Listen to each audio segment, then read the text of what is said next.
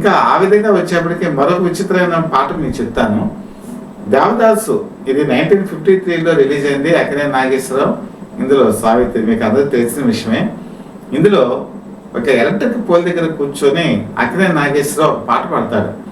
అది కూడా ఒక లిక్కర్ సీసా పట్టుకొని, కుడి ఎడమైతే పొరపాటు లేదో ఓడిపోలేదో అని చెప్పేసి. యాక్చువల్గా ఈ పాట రాసింది సీనియర్ సముద్రాల. ఆయన సముద్రాల రాఘవాచార్య అని అంటారు. వాళ్ళ అబ్బాయి కూడా సముద్రాలే, అతను కూడా పాట రాసేవాడు, అలాగే మాటలు కూడా రాసేవాడు. అందుకని తండ్రిని సీనియర్ సముద్రాల అని పిలిచేవారు. ఈ పాట రాసింది ఆయన.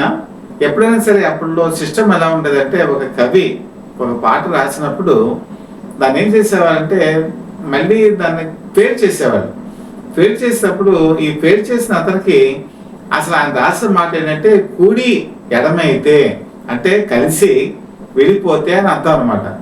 కూడి అనే మాటని అతను ఏం చేశాడంటే కూ అని దీర్ఘం తీసేసి కుడి అని చెప్పి రాశాడు.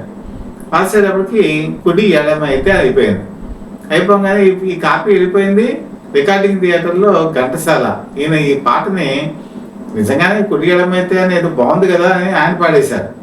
పాడేసి పాట చిత్రీకరణ అంతా పూర్తయిన తర్వాత అప్పుడు సీనియర్ సముద్రాలు రికార్డింగ్ దగ్గరికి వచ్చారు. వచ్చి పాట వినేటకేమో కూడి ఎడమైతే కాస్త కుడి ఎడమైపోయింది. ఏం చేయాలి? అప్పుడు ఆయన సర్ది చెప్పుకున్నారు. మళ్ళీ ఇది కనుక మనం వెళ్ళి చెప్తే అప్సెట్ అవుతాం బట్టి ఘంటసాల వెంకటేశ్వర గారు. రెండు రికార్డింగ్ ఖర్చు పోతుంది. పైగా ఇంకోటి ఏంటంటే ఇతను తాగుబోతు కూడి ఎడమైతే పాడినా ఒకటే, కుడి ఎడమైతే పాడినా ఒకటే, దానికి ఒక అర్థం ఉండదు కదా. తాగుబోతు మాటకు విలువే ఉండదు కదా. అలాంటప్పుడు ఇక తప్పే ఉందని చెప్పేసి ఆయన వదిలేశారు. ఆ రికార్డ్ అలాగే బయటకు వచ్చేసింది.